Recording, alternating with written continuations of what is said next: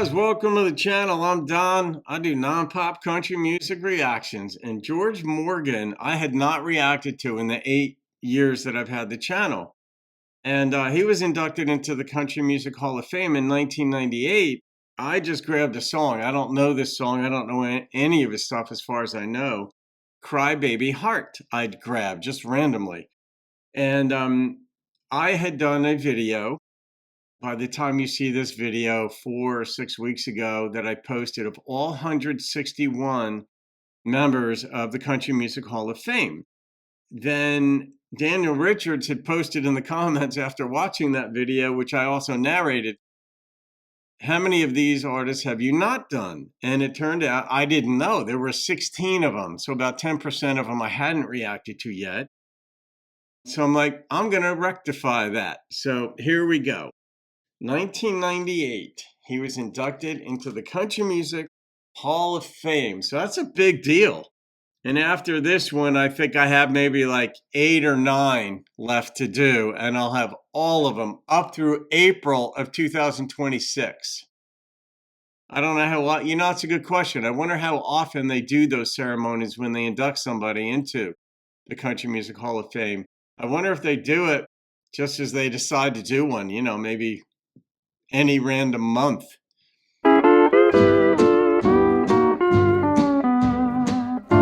This might have been from around 1950, this song. I say that I don't worry, and our parting brought no pain. I tell them I'll be happy if we never meet again.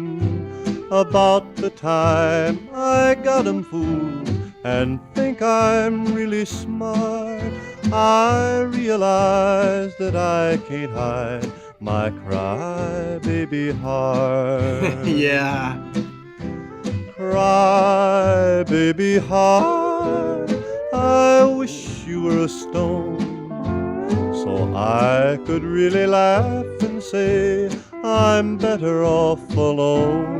It's like Miranda's But Tin like Man. an actor in a play, I stumble through my part. You're always giving me away, you cry, baby heart. Ooh, I think a lot of artists and songwriters have taken off on this theme. Tin Man, Miranda, that's in the theme. And there's someone else too. Gosh, there's some. All right, let's just enjoy the rest of it.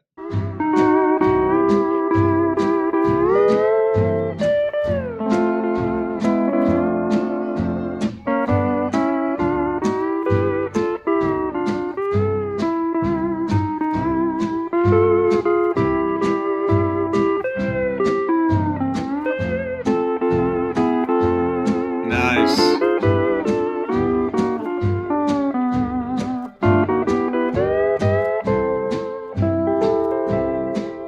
I try to find somebody else, but no one else will do.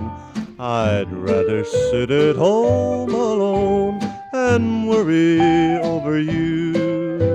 I wish that I could run away and make another start, but what's the use? I'd still obey my cry-baby heart.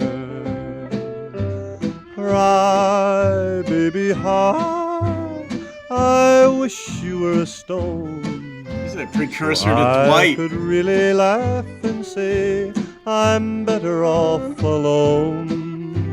But like an actor in a play, I stumble through my part.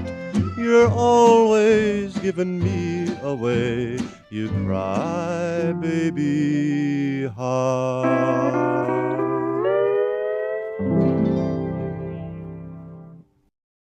That's yeah. I mean, sometimes we try literally talking ourselves into a different mindset. So you say things that you want to be true, and then you hope they come true just by the act of saying them. So I'm not in pain. I'm not hurting. I'm over it. I'm all this sort of stuff. And you want that to be true.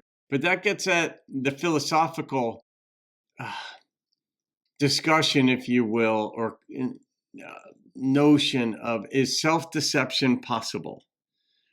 And because it presumes that you know, to be deceived, it sort of, the presumption is that you know the truth, but that somehow you don't believe that truth. So it sort of gets into like, can I know something to be a certain way, but not act or believe that it's that way? And it's a fascinating topic. I mean, I studied it in college. I was a philosophy major. So these kinds of songs bring a lot more depth to the table, a lot more into, oh, under consideration, not into requisition per se, but under consideration. But man, I love the way he sang it. It was like a precursor to I said that during the song, almost like a precursor to Dwight, where he just lets his voice go. But that's like that half yodeling type thing. But I hear songs like this too, and as a social philosopher, which is sort of a big part of the way I process life, my own experiences, and contemplate them, with a high social content, interactions, and how we process relationships with one another. I hear a song like this, and it challenges many people's conceptions of relationships the way they happened back in earlier decades, even. And I have observed, because I paid attention to it, that, I think the current conception is the way things were done in the 40s and 50s is that the men said, this is the way things go, and that's the way they go. And from what I've heard in songs and what I've talked with many people about, and it wasn't that way. Women had a lot more say. This has been my conception, that it was much more equal in a lot of ways than contemporary folks consider. Because here, his heart's broken, which means she left him. So it wasn't like she was just under his thumb, or like women were under this. And this ought to be good news to many folks, that like it really has been much more of life is practical on so many levels. And prior to the invention or discovery of penicillin in 1928, the average worldwide age in industrialized nations was about 30, because there was no way to stop an infection. So your tooth got infected, you got a cut. They didn't understand germs very well back then, and you would die. And so the average age was about 30, and that is that has practical implications culturally on marriage and relationships, on child rearing. It has implications on how close you even get to your children, because that one could be gone in 6 months. Like it's very real and it's very practical. So then penicillin comes along, for example, and within a decade or within a generation, the average worldwide age about doubled. It went from about 30 to something like 58 or 60, because now tooth infections didn't kill you, for instance. So now society is going to change because you're living longer, and we adjust, whether it's subconsciously or consciously. There are practical implications to that. That spills over into how marriage is viewed. And now we live to an average of about 80, and that's growing as well. And that has implications and views on how people view religion, on marriage, childbearing, and all that. And so I hear a song like this. This is how my brain works.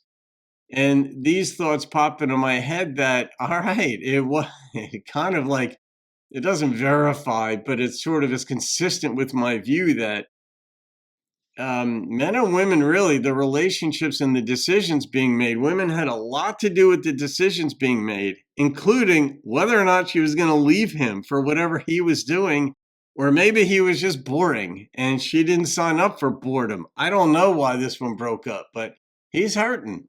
And yeah. All right. Well, nobody requested that, guys. I didn't expect to get off and running on this one, but hey, it happens and I run with it. So George Morgan, when are we talking here? 1998 Country Music Hall of Fame inductee. So there you go. I'm not going to rate it. I'm going to leave it be.